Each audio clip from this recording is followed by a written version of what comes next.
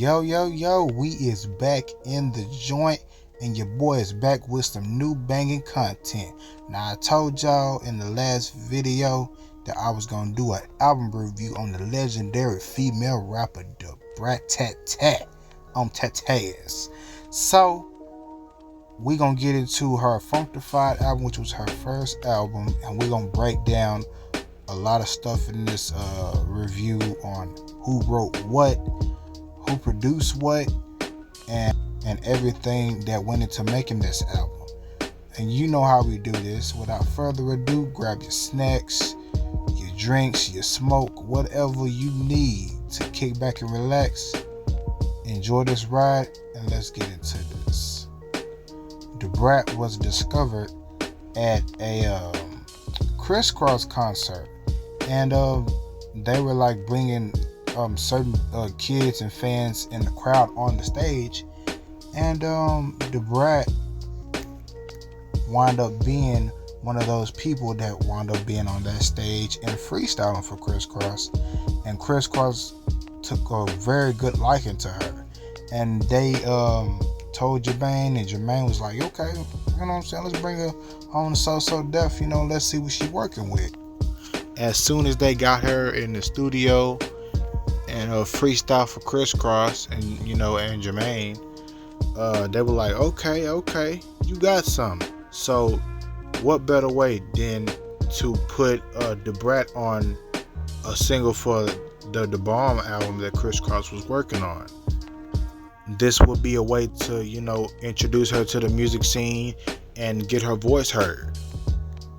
And after they recorded it, Jermaine nodded and critiqued it, and they put it out in stores.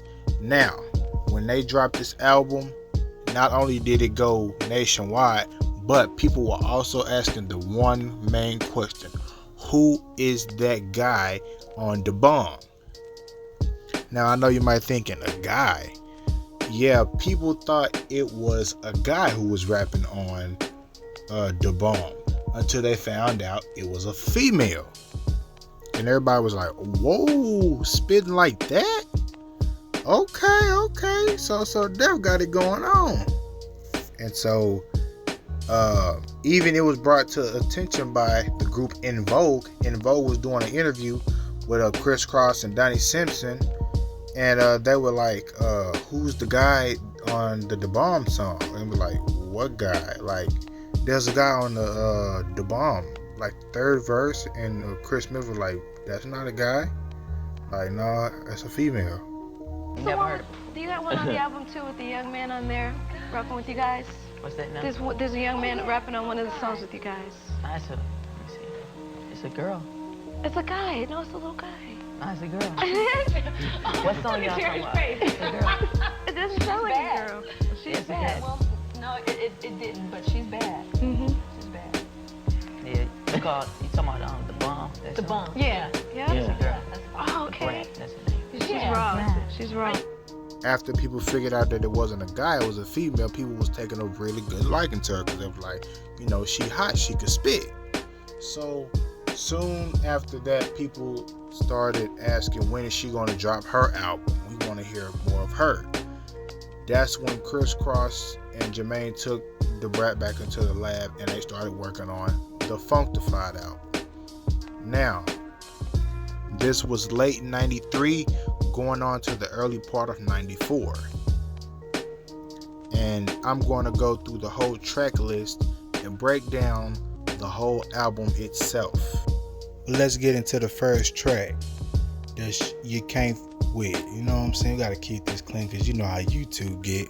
It was written by Jermaine Dupri. Pretty much everything on this album was written by Jermaine Dupri. The Brat wrote some stuff too, but more so Jermaine Dupri.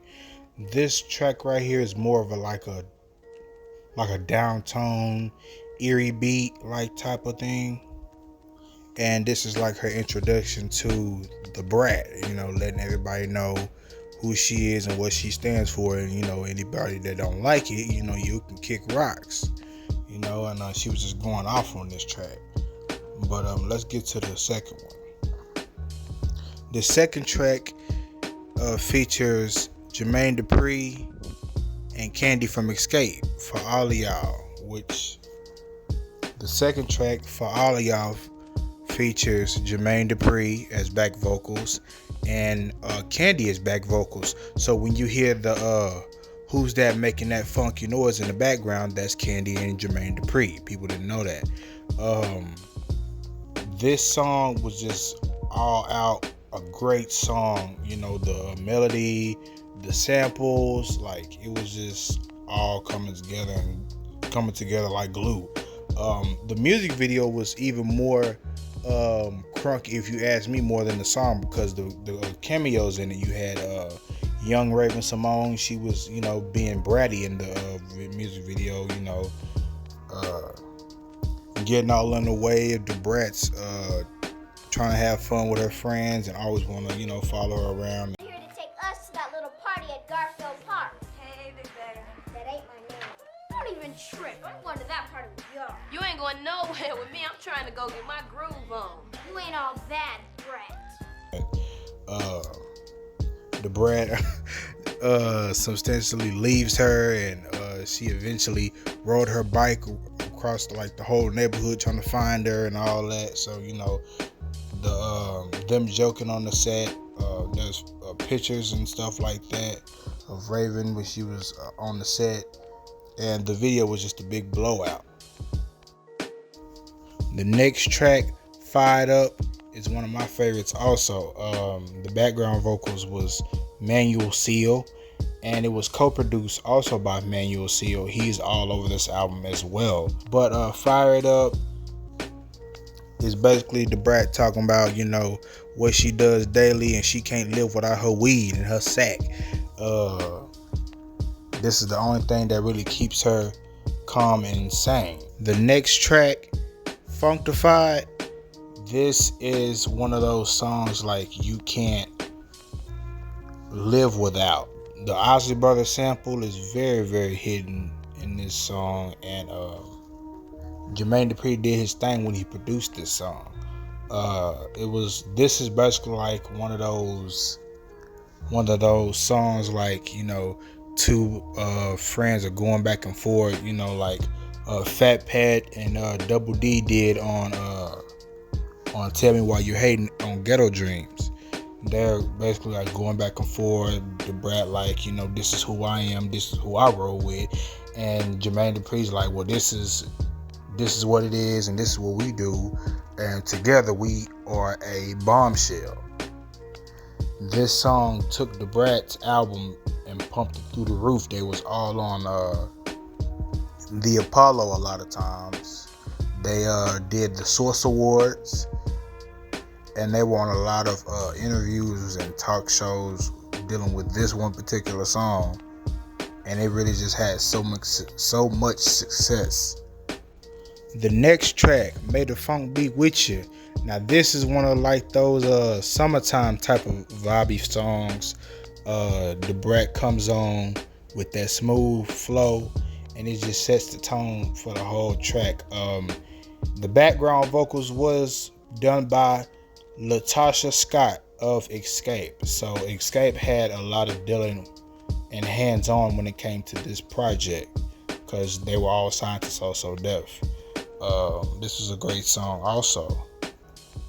The next track is Aint No Thing. This was one of those tracks that the Brat put in like her little VHS movie documentary type thing in 94, 95. So the next track, my personal favorite because of the feature on it, Come Get Some. This is one of those upfront, angry, not like angry, but like I'm sick of everybody trying to bite my style type of thing. Like, everybody, let's just get it over with. Brat is going in, she's screaming, she's yelling, like she's expressing who she is, and she wants everybody to know, don't ever cross her. The feature is Chris Kelly of Crisscross. He come on with that player vibe. He's introducing himself with like that New Jack Swing type of flow. Next track, Mind Blowing. The Brat set the tone for this also. This was like a good track also. It was written by Jermaine Dupri, of course. He did his thing doing all of these tracks. And the last track is one of the biggest tracks, one of her second hits that went platinum, Give It To You. This was written by Jermaine Dupri and the Brat. The Brat did her thing on this track. I gotta give it up to her. Much love and respect to the Brat. This song is one of my favorites. This song is like a house party vibe type of track. What's really more interesting than the song is the music video. The Brat has everybody in this big mansion. She has so many cameos from Biggie Smalls, Bad Boy, to members of the Goody Mob, Mary J. Blige, T-Boz, Too Short, MC Lyte, Criss Cross, comedian Bill Bellamy, and many others. Everybody in this one mansion just having a ball. Ain't got a care in the world. This was one of like those tracks, one of those ancient tracks that you have to play when you mention the Brat.